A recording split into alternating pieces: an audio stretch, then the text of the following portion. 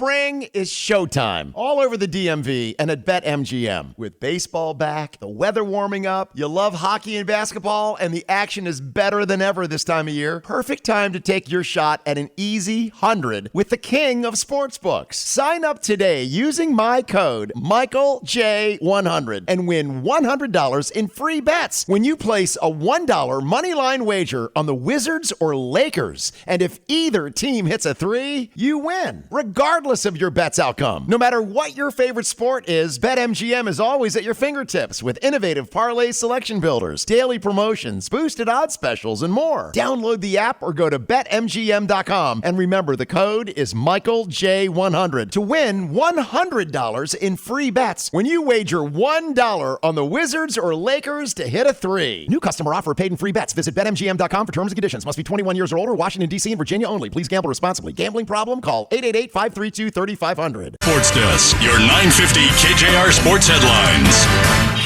All righty, boys and girls, headlines on a Monday night right here on 950 KJR, brought to you, of course, by our friends over at VenueKings.com. I don't care what he thinks. Looking for M's tickets this week. Dogs, Hawks in the fall. The Hawks schedule is out. VenueKings.com can take care of you, baby. They're back up and running. How about you head to Ann Arbor to see the Dogs and the Wolverines and then jump in the car and drive to Indy for the Hawks and Colts the next day. About 4 hours away. VenueKings.com can get you covered. All right, what do we got? Baseball. The M's win 3-2 yesterday. They've won 3 in a row.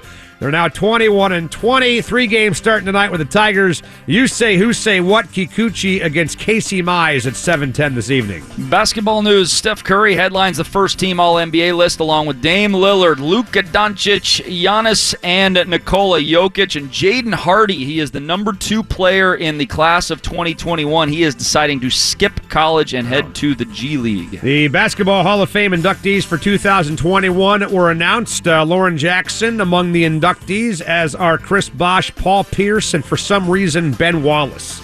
We'll talk about that in a matter of minutes here on the show. NFL signings. The Panthers signing former Hawks star Delano Hill. Ooh. And former Jags wide receiver Marquise Brown has signed with the Niners. Remember when Delano Hill just said, you know what, from now on, I want to be known as Lano Hill. Remember that? Yeah. When he changed his name? Say, yeah. Dude, no, you're Delano. You're not Delano. good enough. You don't get to dictate. You know what? We're going to call you what the hell we want. Your name is Bob. How's that sound? Well, I think you have to reach a certain level of performance. Yes. And once you reach that certain level of performance, then you can basically say, I want to be called Pete, and we call you Pete. You know what? We're going to call you what you want because you stink, all right? So you're Delano. You're no longer Lano. You're going back to Delano now. Own it, baby. Indeed. 5 o'clock hour presented by my friends at West Coast Men's Health. Perform the way you used to. 206-312-7008 and westcoastmenshealth.com. All right, Joe Fan will join us at 5:20 on the radio show. So I brought this up with Furness and Crosstalk, and I want to just make sure again that I'm getting this right. There's a new format in the NBA playoffs, and I want to kind of morph that into this Hall of Fame discussion that we're going to have here in a matter of minutes, because, man, it feels like the standards for induction are low when it comes to Springfield, Massachusetts. It feels like induction standards are high at Cooperstown, but low when it comes to Springfield. So we'll chat about that in a second. So I'm going to explain, if I can, how the NBA playoffs work, and you feel free to jump in at any time, all right, and tell me if I'm wrong. Okay. So the 1 through 6 seeds are set. Correct. Okay, good. I'm 1 for 1 so far. Ding, ding. Tuesday, Boston and Washington and Indiana and Charlotte both play in the Eastern Conference. 2 for 2. Wednesday, Golden State and the Lakers and Memphis and San Antonio both play on Wednesday night. One of those games incredibly intriguing. One of them I could not care less about. Yes. How about of those 4, one of them is intriguing, and 3 of the 4 you could not care less about. That's all right. Fair. So the winner of the Warriors-Lakers game on Wednesday will get the number 2 Phoenix Suns in the Western Conference playoffs.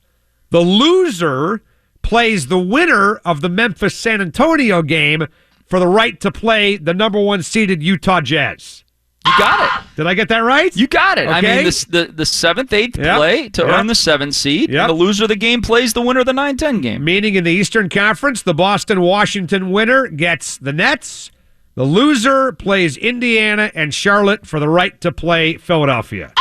I got that right? Yes. All right. It seems All right, it is very. You do have to spend a little time with it, but once it locks into your brain, I don't think you'll forget it. Yeah. But it does take a little bit of time to get to understand the concept. But it's just basically a ladder, right? Yep. 7-8, you win, you're the 7. You lose, you could potentially slip down from the 8 all the way out if the winner of the 9-10 game beats you. Well, and here's my question. If the Lakers end up winning, and I would think the Lakers have a better shot at going through the NBA playoffs than Golden State does because they have more guys coming back, obviously. Mm-hmm. If the Lakers are healthy with Anthony Davis and LeBron James, and they end up playing the Phoenix Suns, two things. Would it shock us if they won that series as a 7-2?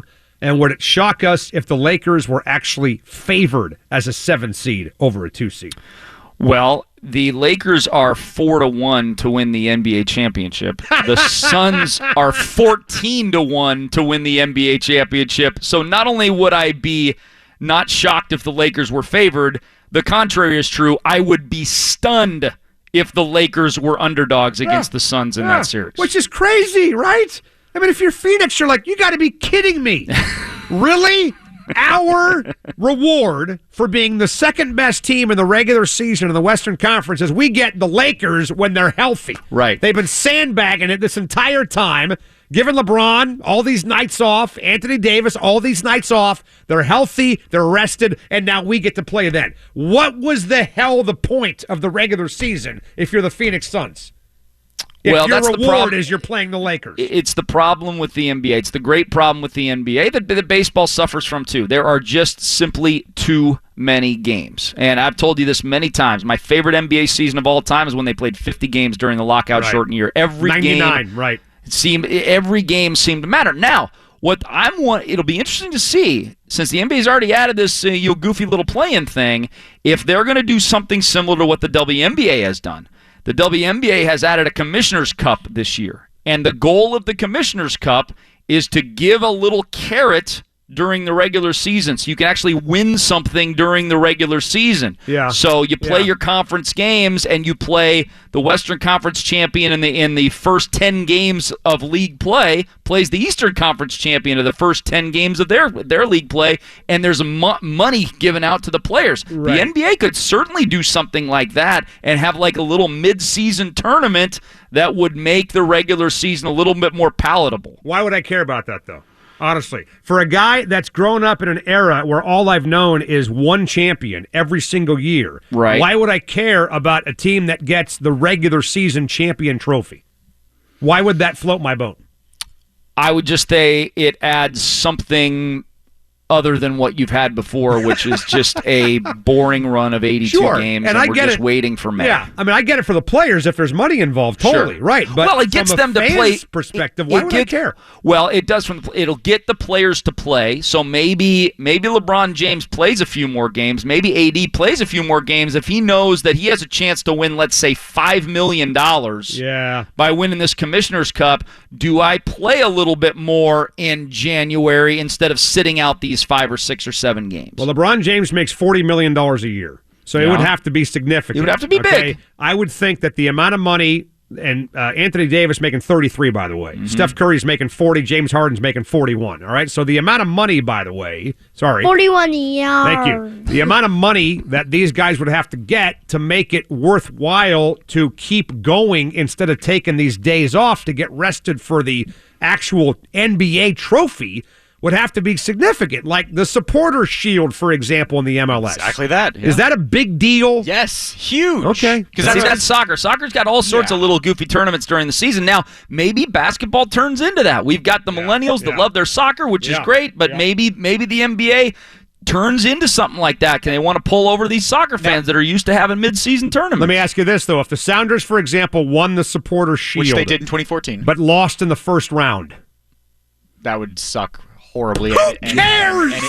That's my whole point. Don't you have to back it up by making like at least the championship round? I mean, who gives a damn? They fly a banner though, don't they, Jackson? They're not a banner, but the Supporter Shield's a big thing because and that's what this is based on. European soccer does regular season and no postseason. So we followed suit with the Supporter Shield, and that's why it's a big thing because in soccer lore, in soccer culture, regular season championships are a big thing. Mm-hmm. I mean, I get it in like England because that's all they've got. There's no postseason there. But it's still a thing. But when you add a postseason tournament to it, yes, doesn't it make the regular season champion irrelevant?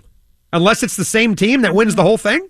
Made the Mariners irrelevant. Well, there you go. 2001. Yeah, I mean, you hate that team. We won the Supporters Shield of baseball. And Hooray. yet your takeaway from that season is negative. Yes. Because they lost Always to the has Yankees. Been. So, look, I don't want to say yay or nay because we haven't seen it happen yet. But my first reaction is, why would anybody care about that? I could see it if you were starting from scratch or you introduced a league and this was the way it was from the beginning. But the NBA has been playing basketball for how many years? 80 years? 75 years? Whatever it is? Something like that. It's like if the NFL did this now, right? Or baseball. This is not how we do it here. You've been doing this for 100 years. Now you want me jacked up about a regular season champion? No way. Well, I mean, it would work in the NFL just like it does in soccer. If you didn't have, you could pull it off in the NFL because it's one game a week, just like the Premier League is one game a week, and at the end, your regular season champion's a champion. You could pull that off in the NFL. But that's all they've got, though, in the Premier League. There is no postseason. The NFL has a postseason. I get it when there's no postseason. It makes no sense to me. And again, maybe people will be into it. Maybe what you said is correct, that, millennials like this guy over here, they need something else to kind of, dip their wick into. Okay. And they need a supporter shield in the NFL. Hey, we're the best. What do you think if the Pittsburgh Steelers would have won the supporter shield and then given up 48 to the Browns? Yeah, they were on their way to winning the supporter shield. Do you think they would give a damn? But there's, we talk all about the short attention spans. Well, it's also short attention span over a course of a season now. Right. And everybody realizes that the NBA is way too long of a year now when, 10, 15 years ago, we really didn't talk about it that much. Yeah. All right. We're going to break. Joe Fan will join us. What's up with KJ Wright? Is he back? Is he in? Is he out? We'll ask him next on 950 KJ Podcast. Now back to Softy and Dick on your home for the Huskies and the Kraken. Seattle Sports Radio 950. KJR.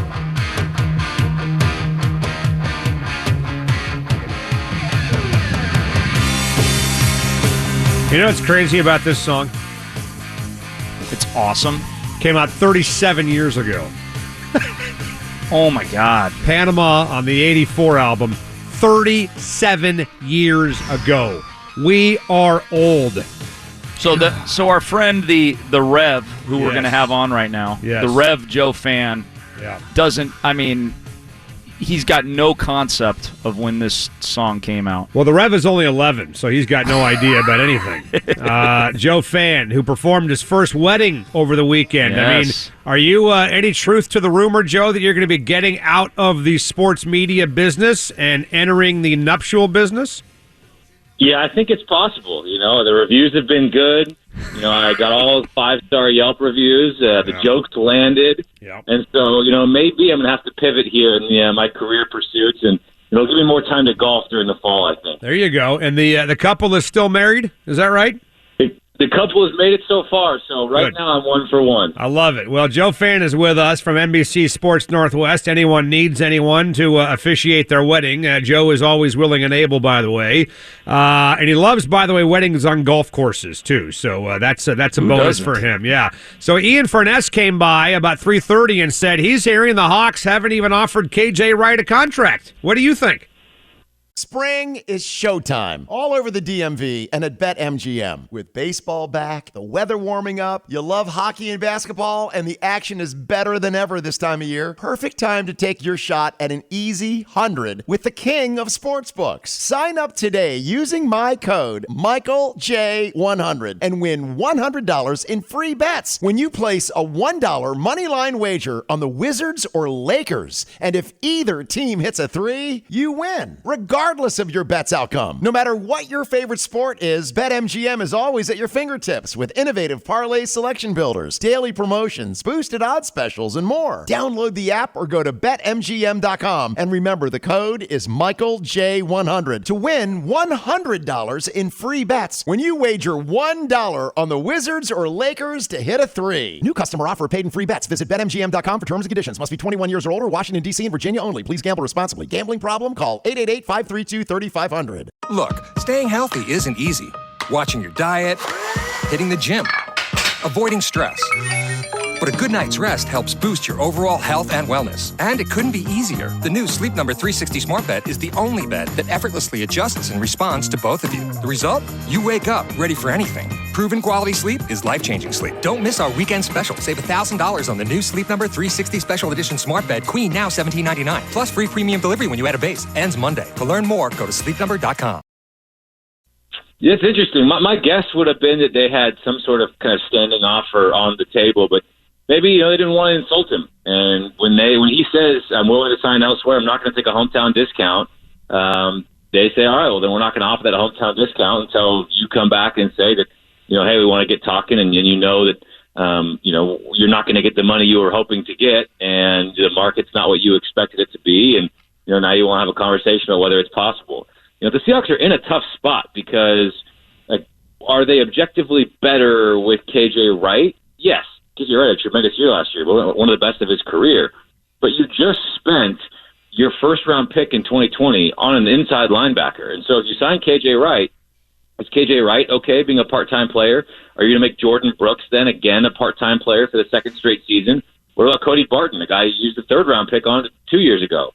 So that's sort of the issue, is that the Seahawks have invested so much at linebacker that they kind of need to start seeing what these guys are capable of, and then potentially spend the money elsewhere. But the farther the price drops on KJ Wright, they're going to have to think long and hard about potentially bringing him back if KJ Wright can indeed swallow his pride and say, yeah, sure, I bet on myself, and I was hoping that this would turn out differently, but I'd rather accept this dollar number in Seattle where I know I'm loved and a huge part of the franchise's history. Or go elsewhere at that same number and try to carve your own path, a new way, to finish out your career. Joe, I almost feel like if we don't see a scenario in mini camps / training camps over the next couple months where a playoff caliber team loses a linebacker for a long period of time, if we don't see that, I almost feel like he's coming back because I just don't know how much value he has to other teams compared to what he has here. Is that fair?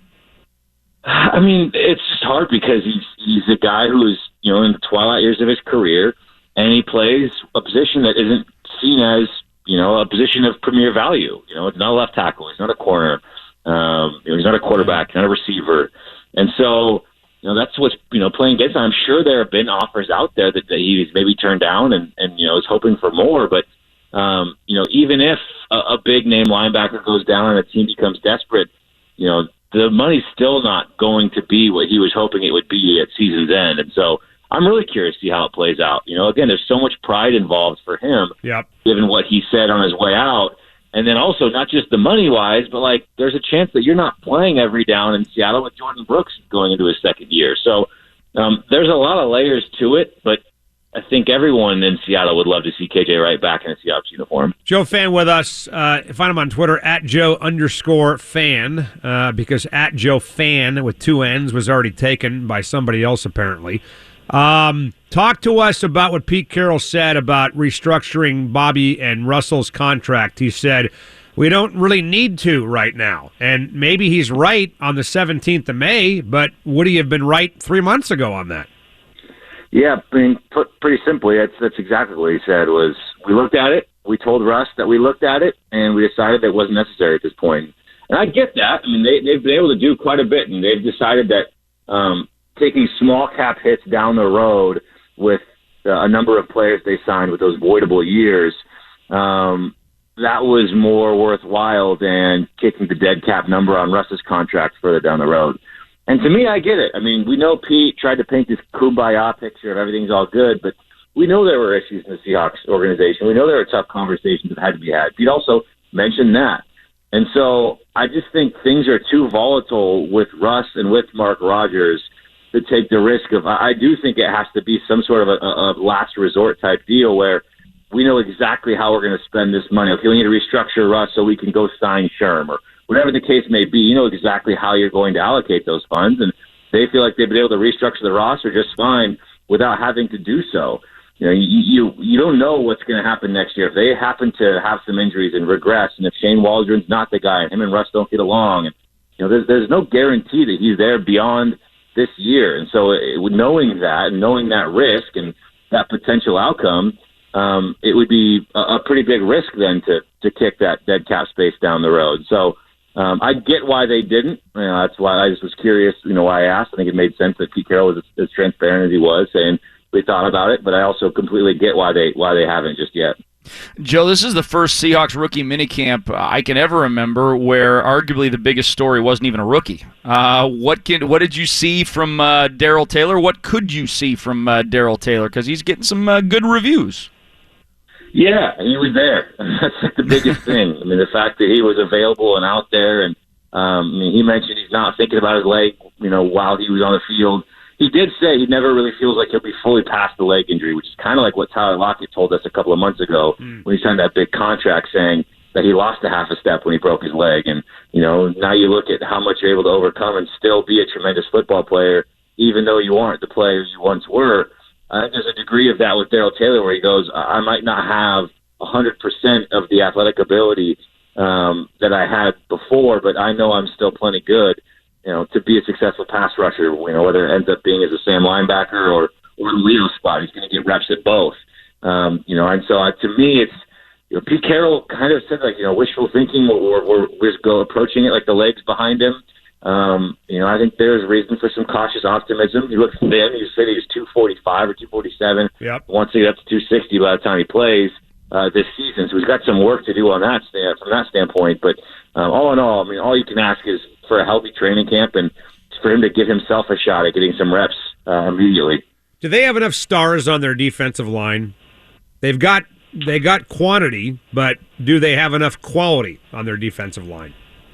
The Jaron Reed dispute was a bummer. I think if you have Jaron Reed, you're looking at this defensive line and saying this is as good and as deep as it's been in years at this point of the season or the NFL calendar year.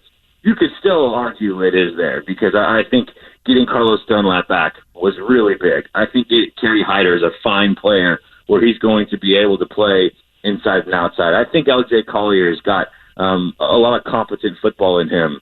And I don't say that to be a slight at him. I think he's going to be a contributor. Maybe not, a Pro Bowl All-Pro guy, but I do think he's going to be a big factor on this defensive line. Poona Ford showed some pass rush ability last year. Al Woods kind of is who he is, but I think guys like him and Brian Monet are going to be impact players and big parts of the rotation. I'm really excited to see what Darrell Taylor and Alton Robinson can do coming up this season. I do think there's enough there, especially when you compare it to what they had last year. I mentioned Benson Mail, but if I didn't, him as well, to where you say, this should be a potential strength of this defense. Does Eskridge look more like a take the top off type guy that they go downtown frequently to, or does he look more like a line of scrimmage guy where you just get it to him anywhere and everywhere and have him scoot? I think he can do both. He beat Trey Brown at least once deep. We got open deep twice. Once was against Trey Brown. I can't remember the other. It might have been Trey Brown again. I think he did get him a couple of times. But the dude is fast, and he's physical. And if you have somebody who can be another deep threat with 4.3 speed, but also kind of serve as this Deebo Samuel type role where we've seen how successful Deebo has been in Kyle Shanahan's system where he's getting integrated into the running game. He's getting in space horizontally and short routes, and then let him do his work afterwards. I think Pete Carroll mentioned how strong and how physical he is multiple times. More so than the speed. When asked to give hey, what's your first impression of this guy? Just a built, strong, fluid athlete. I think these guys are really, really excited to deploy him in a number of different ways to where defenses are going to have to think long and hard about whether they really can and have the ability to double team either Tyler Lockett or DK Metcalf. Yeah, Joe Fan with us. Follow Joe on Twitter at Joe_Fan with 2 N's, by the way. Is the starting offensive line already here from left to right? I think so. I just don't see anything changing at this point. They feel like they've got something in Ethan Posich where maybe he takes a step forward in year 2, and there's always going to be an element of when you have big time contracts, and they still have another one coming at some point with Jamal Adams. That to me is the biggest. I know we've debated this before, but still is the biggest storyline facing the Seattle Seahawks right now is what happens there. But I do think that they believe in Ethan Posich. They're going to say he's in competition with Kyle Fuller, but I think they expect him to win that competition. And the rest of the 4 spots are set with your 2 tackles, and then Gabe Jackson joining the team on the right side of the offensive line, and then Damian Lewis moving to left guard. How much do you think he's helped by Gabe Jackson being there, not Iupati? I think he could help. To me, it's just another year at his natural position after the Seahawks did him a disservice of trying to move him around everywhere. It's one of those things. I mean, unless you are truly this kind of freak versatile athlete, I think versatility can be overlooked or maybe overemphasized a bit. Like if a guy is good at one thing, just go let him do it. And I think the Seahawks did him a disservice of moving him away from center once he arrived in the NFL. And so I think if you get another year of good health, another year of comfort of starting, and then you boost the talent around him. Damian Lewis going into his second year, Gabe Jackson, hopefully a settling presence on that right side of the offensive line. Yep. It should work wonders for Ethan Posich. Joe Fan again with us. And, Joe, I got one more from me, and you mentioned it there, that the next big story is going to be Jamal Adams' contract and what they do with him. Does he show up? Does he not show up? Do the Hawks extend him? Do they not extend him? Does he play under the 5th-year option? How do you foresee the Jamal Adams financial future immediately in the next couple of months playing out? I mean, I would bet my whole year's salary, which I can't say is a whole lot, but I feel pretty confident that he is not playing at all under that 5th-year option. I wouldn't be surprised if, let's say, he shows up but doesn't participate, kind of like what Bobby Wagner did a couple of years ago, and it was like day 3 of camp, and Bobby Wagner got a new deal, but he was there in kind of solidarity with his teammates. That went a long way with the locker room, just having guys see him there. I could see Jamal Adams doing something similarly. But this has got holdout written all over it, especially given his injuries last year. This is a guy who really saw how fleeting an NFL career could be. He played through broken fingers. He had to have labor surgery. He missed a month because of a groin injury. This is a guy who hadn't been hurt at all previously, and now he really has realized that, this is something I'm not going to play under market value for another year. It's a similar situation. You got to look like a guy like George Kittle. He wasn't going to play on the last year of his contract, knowing how physical he is, knowing what how he plays the game of football. He needs that assurance of getting that payday before risking further injury. And I think that's exactly where Jamal Adams is going to be. I just don't see him playing at all, practice or a game, without getting that new deal. Joe, finally, tell us what's next at the VMAC. I know there's some question marks as to how many people are actually going to show up, and yet I'm seeing reports of other teams, 70 guys here, 75 guys, 80 guys there. It looks like a lot more guys are showing up for these voluntary sessions than we anticipated. It's a good question. I think it's going to be pretty fluid. But as of now, the rookies and the first-year players are going to be there for the duration of the off-season program that ends in mid-June. From there, they are going to have, again, that mandatory minicamp that you expect everyone to show up to in the middle of June. I think it's like 14 to 16, I want to say. Yep. Don't quote me on the dates, but it's somewhere in that range. But I think, there's going to be other veterans, and I've heard that there are a couple just kind of in there and working out and doing their thing anyways. So, that's kind of where this thing is at. I think it's all fluid. I think the players are a little bit confused about what's going on and in terms of, how the solidarity of it. And I think the coaches are trying to figure out ways to say, hey, we get what's going on with you guys, but we also need to get this work in. Is there any compromise we can come to? So I wouldn't be surprised if things change between now and then as well. Well, the excuse that it's COVID-related is complete nonsense. That is absolute hogwash. I mean, cases are as low as they've been in months. Vaccines are readily available within minutes everywhere you go. I mean, for these guys to even attempt to use COVID, Joe, I think, as an excuse to not be there is Bush League. And this is all about them just not wanting to be there. And like you said earlier, maybe setting the table for getting out of these voluntary workouts permanently. Yeah, I think J.C. Treader, or someone with the NFLPA, has said that and made the clarification of hey, just for the record, this isn't just a COVID thing. Maybe he's a part of it this year, but this is something we're going to want to be, having take place year after year moving forward. They're going to want the longer off season, more time with their family, not having to go back and forth, and potentially making it a negotiation chip the next time the league and the players have to go to the table. So it's hard because you have so much of the league that has salary bonuses for these voluntary workouts. And so, guys are going to be like, hey, I understand that, we want more time with our families and all this. I got $100,000 on the line. I'm not going to give that up because I don't want to go lift at the VMAX for however long. It's different because Seahawks is hard because they don't do contracts that way. Quandre Diggs, the only player who has any sort of clause in his contract, but that came from the Lions, who signed an extension with him. So it changes from market to market, but I am curious to see how this thing plays out moving forward, not just this offseason. Yeah. Joe Fan, great stuff, man. Appreciate it. And if anybody needs anyone to officiate their wedding, Joe is your man. Find him on Twitter at Joe_fan with 2 N's. You're the man, Fan. We appreciate it, Thanks, buddy. man. We'll talk soon. Hey, fellas, I appreciate you. Thank you. You got it, buddy. You see what Patrick Surtain said about going to Bronco minicamp? So the veterans, the union had wished for the rookies to skip minicamp because they don't want anybody going to anything. They want to establish this right now that they're going to get rid of all these off-season responsibilities and just show up in June and then even maybe in July. So Patrick Surtain on ignoring the union's wish for rookies to skip minicamp.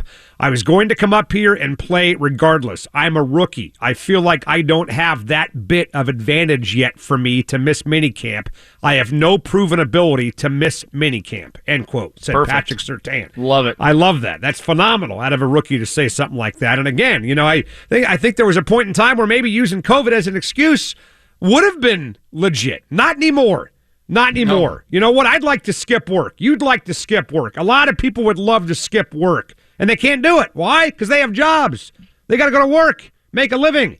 So the NFL players out there, yes, hey, it's voluntary. They don't have to be there. I get it. But at the same point in time, they make a lot of money. They can do things like this. They can put their foot down, demand things like this. So this has got nothing to do with COVID. It's got everything to do with the NFL players. And, hey, more power to them. If they can negotiate this down the road, go for it. I mean, who wants to work, right? The less work that we can do, all of us, the better. Spend time with our families and things like that. This is all about, I think, getting themselves set up to eliminate this stuff entirely. Absolutely. Well, it's good to see some of the teams. I think the Jets, I believe I saw the Lions today. 70-plus good for them. Guys at their workouts. Yeah, so. And yet our guys aren't here. And here's why that matters.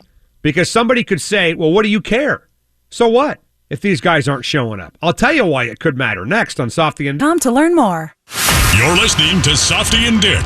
Now, back to the show. Ladies and gentlemen, Michael Pineda is a pitcher who throws fast and thinks slow. Softy and Dick on 950 KJR. Wow, we haven't heard that clip in a long, long time. Tom Brokaw talking about Michael Pineda. Where's Michael Pineda playing right now? Anybody? I saw his name on a box score not long ago, but I don't remember who it was for. Okay. Jackson? I had no idea. Jackson Googles Michael Pineda. He is now with the Minnesota Twins. The Twinkies. Michael Pineda. Wasn't he traded in the Jesus Montero deal, right? Michael Pineda for Jesus Montero? Yes. Was he not part of that trade? So you talk about a trade that just produced a bunch of turds all over the place. I mean, both those guys. Jesus Montero was one of the best hitters in the minor leagues, and Michael Pineda was one of the best pitchers in baseball, and now both of them are on separate teams. I'm not even sure what Jesus Montero's doing now. Where is Jesus Montero? He's eating ice cream sandwiches, probably. Is he playing baseball? Where the hell's Jesus Montero? I don't know. We'll look it up. Michael Pineda for Minnesota in his 3 years there. Yeah. 38 games, an ERA in the mid-threes. Yeah. 15-7. What's he doing now? What's he doing now for Minnesota? 2-2 with a 2.79. Not bad. Well, then maybe it's the Yankees' fault. They should have kept him. Jesus Montero is in Venezuela playing baseball. How about that? Really? Where they don't have ice cream sandwiches because they melt in the stands. He's playing baseball in Venezuela. True. You want to go watch Jesus Montero catch? You got to jump on a plane to Venezuela. What a fall from grace that was. Well, here's why. And again, I mean, who knows how big of a difference this stuff can make? I know a lot of players like the Seahawks have claimed that they actually think they perform better without the offseason workouts because there's less wear and tear on the body, things like that. But you remember, this is a football team that lost the division championship. And was it the 1 seed or the 2 seed 2 years ago when Hollister came up short against the Niners? That would have been the 1, was right? It the 1 seed? Because that was the year the Niners played the Chiefs, right? In the Super Bowl? No, it was Is a that 2 to the 5. 2 to the 5? Let me double check. Whatever it was definitely a huge gap, and it was a high seed. Can you feel it now? So, look, I mean, practice, I think more. the Saints would have had the win. Right. More practice, could potentially help you get over the hump in a game like that. You never know. One play here, one play there. I'm not going to make a huge deal about this, but I do think it is relevant that the Seahawks aren't on the field right now. And I do find the excuse that it's COVID-related to be silly.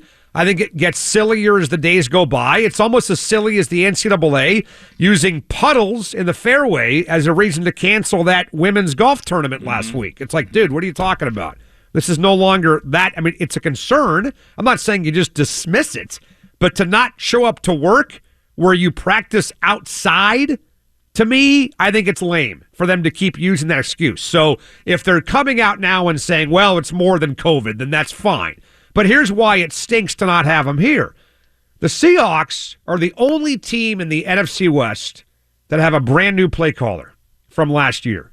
Everybody else has their play caller back. And if you're right and I'm right about how tight this division is going to be, then the more time you get with Shane Waldron, I think the better off you are. Something like that could be the difference between one drive, one play, one game. The Rams have their play caller back, who is their head coach. The Niners have their play caller back, who's their head coach. And the Cardinals have their play caller back, who's their head coach. This offense needs to gel. This offense needs as much time as possible in this system with Shane Waldron. So who knows? I mean, if it's a game of inches and the division champion is on a razor's edge, I would prefer to have these guys here, getting as much time as they can get. Well, and also, we've gone through a time where I don't think there's a lot of people that have a lot of sympathy for professional athletes making millions of dollars saying they don't want to show up for voluntary minicaps. Agreed. I mean, that is just you are falling on deaf ears if you're using that. But it's something you mentioned that. I just wrote it down on my notes to ask you. Like, how important is it for people to be there with Shane Waldron versus what the players union was, we could do as many Zoom calls as you want us to do, and you can show us as much film and tape as you want us to show. We're just not going to come in. So I'm going to ask you on Friday when we have him on how much of a difference that would make. And when you're talking about splitting hairs between 3 inches between a 2 seed and a 5 seed. Right. Absolutely. And again, if the Hawks come out and win the division by 4 games, then obviously it was not that big a factor. But I don't know, when you've got a brand new offensive coordinator, when you have a brand new play caller, when you have what appears to be a totally different system in a lot of ways than what you've been running, I would think the more time these guys can get with their head coach and the more time they can get with each other would be beneficial. And again, there's a reason why they were doing it over all these years, because the team thought it was beneficial. And maybe the players are right. Maybe they'll be refreshed. Maybe they'll be in better shape. There were a lot of injuries a year ago. Maybe it's because guys weren't getting as much practice time as they used to. I don't know. I just think that we gotta move away from using COVID as an excuse for everything. And I think we're at that point now. So if the players, I would just have more respect for them, Dick. If they would come out and say, you know what? It's voluntary. We don't need to do it. We'd rather be with our family instead of using it. So we're not going to do it, right? And we're gonna use this as a weapon, as a tool, as a mechanism, I guess is a better word, to eventually get rid of all this stuff and have less time that we have to report on campus or at the VMAC. And when I first heard this was probably February, early March when I first heard that this was potentially going to be an issue. And back then I had a completely different take on it because we were in a completely different vaccination situation Right. in February than we are right now. Absolutely. I was like, okay, it's voluntary. You could potentially put yourself at harm's risk for COVID if you do that. But now, no. Like you said, it is a vaccine can be you can walk to the corner grocery store or the Right corner now, right Walgreens and get your vaccination. You can go to a Mariners game and get your vaccination. Absolutely. So I mean, I drove by Dick's on Thursday. There's a guy sitting there at a table. There's nobody there. Swear to God. Baseball game. You and I were there Thursday night. Yep. We looked down behind the left Nobody was field there. wall, and there's a fireman sitting there with a bunch of vials, and he's picking his nose. I mean, it's ridiculous, right? So there are no more excuses. You want to use this, again, as a tool to just say, we're not going to do it. We don't want to do it. We're going to collectively bargain it so we don't have to do it. Hey, good for you. All right? More power to you. But don't sell me this crap about it being COVID-related. And I think, well, we're seeing some of these teams, and maybe other teams will take note. Oh man, Jets had 75. Oh, Lions had 74 at camp. Okay, maybe it is. Maybe this plan of ours isn't working as well as we thought it was going to. Yeah, it's going to be interesting, right, to see how this all plays out. You know, which teams showed up, which teams didn't show up. It doesn't matter if it means anything when it's all said and done. So it might not mean squat, but look, we haven't had one practice yet with the new offensive coordinator and these guys at the VMAC. Right, and it's already the middle of May. So let's get going here, man. Let's get this thing working. Let's start scoring some points.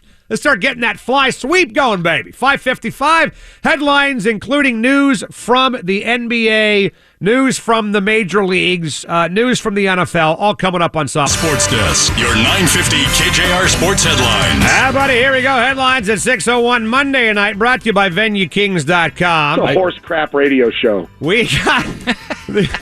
I love that drop. Mariners and Tigers tonight. You need tickets. VenueKings.com's got you covered. The Hawks schedule's out. Home and away. Husky football home and away. VenueKings.com has you covered. Use code SOFTY at checkout for a little discount. NHL playoffs underway. East first round, Game 2. Capitals lead the Bruins 1-0. They're tied at 2 apiece in Game 2. 8:20 second period as we speak. Nashville and Carolina, Game 1 of the Central first round. They're tied at 1 after 1. Tomorrow, by the way, Vegas and Minnesota.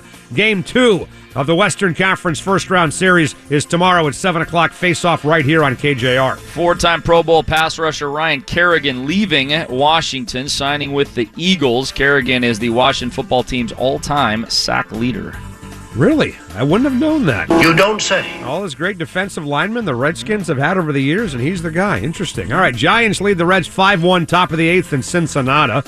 By the way, speaking of the Giants, they claim Braden Bishop off of waivers from the M's today, where he goes to play with his brother down there. The Mets and Atlanta scoreless in the 7th, and the White Sox lead the Twins 6-1, bottom 4. Sounders out to their best start, tied for their best start in club history, 5-0-1, a 2-0 win over LAFC yesterday. Is this the best defensive Sounders team of all time that we're seeing right now? The best Sounders team ever that we're seeing right now? Maybe. Jackson, could it be? Just maybe. Huh? It's deeper than we ever thought. Are you ready yet to make that claim after 6 matches? Not yet. How many games you got to see? How many matches 10. you got to see? 10. Okay. We're almost there then. Talk to him in like 3 weeks is what he's saying. 10 We're almost there. Don't 10, talk that's to fair. me in late July. Don't talk to me in August. Talk to me in 3 weeks is what Jackson says. All right, well, we got Sounders FC Weekly a day early tonight at 7 o'clock with Stephen Cleveland, not Stephon Cleveland. Stephen Cleveland, the backup goalkeeper who performed admirably against LAFC yesterday. That's at 7 o'clock tonight because tomorrow we have NHL hockey at 7 o'clock with Vegas and Minnesota. Pregame show 6:30, face-off at 7 o'clock right here on 950 KJR. So did you watch the NBA? I keep saying the NBA. It's the Pro Basketball Hall of Fame. Yes. Because it includes the gals as well. Everybody, any professional basketball league in the world, right, is in Springfield, Massachusetts in the Hall of Fame. So Kobe goes in. Vanessa had that great speech. It was the big story over the weekend, obviously, in basketball. But then they announced the 2021 inductees, and I'm like, why is that guy in the Hall of Fame? Why is that guy in the Hall of Fame? Why is that guy in the Hall of Fame? I don't get it. What's the standard over there?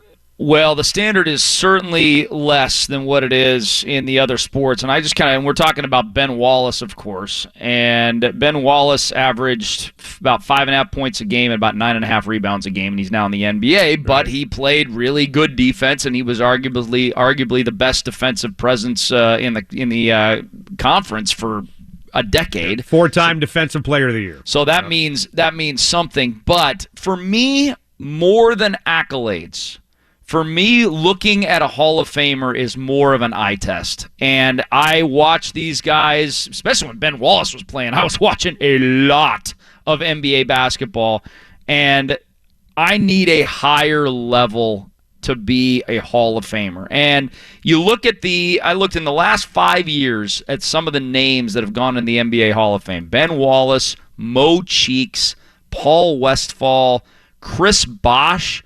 I mean, Chris Bosh went to the All-Star game 11 times as the East Center. How many times would Chris Bosh have gone to the All-Star game as the West Center? Yeah. Probably 0. Right.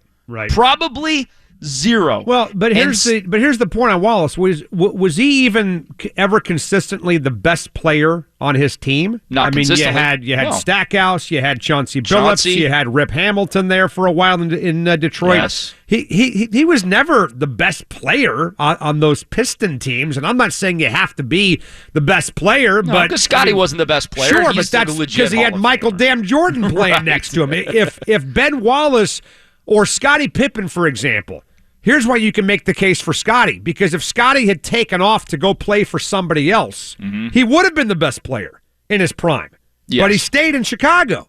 What team would Ben Wallace have gone to that would have been a championship contender where he would have been the best player? None. And Nobody. The problem is, that's the problem, that the NBA and hey, the NBA basketball in general has just decided to have a lower standard because, baseball, I look back the last 5 years, there aren't many guys that have gotten in that the lowest guy, the guys that I just, at least in my opinion, were the most bubble guys over the last 5 years to get in were Larry Walker, Harold Baines, and Tim Raines. Yeah. And those are still pretty damn good players. Football, the lowest guys, in my opinion, to get in over the last 6-7 years were Edgerrin James and Brian Dawkins. Yeah. So, and those are, Edgerrin's still probably, Edgerrin, I bet's top 15 all time in rushing yards. So right. The point is that baseball and football have got a different standard to get into the Hall of Fame than basketball does. And it's, to me, you look at somebody, hear a name, and I just go thumbs up or thumbs down. Dude, Hall of Famer, not Hall of Famer. And if it's a bubble guy where I'm like, keep him out. I never thought of Ben Wallace as a Hall of Famer. Not even close. In his career. Never thought of him as a Hall of Famer. And if Chris Bosh hadn't played with Dwayne Wade and LeBron James, I don't think anybody would ever think of him as a Hall of Famer. And I never thought of him as a Hall of Famer anyway. All three of those guys on the Heat together winning that championship, I thought it was Dwayne Wade and LeBron all the way.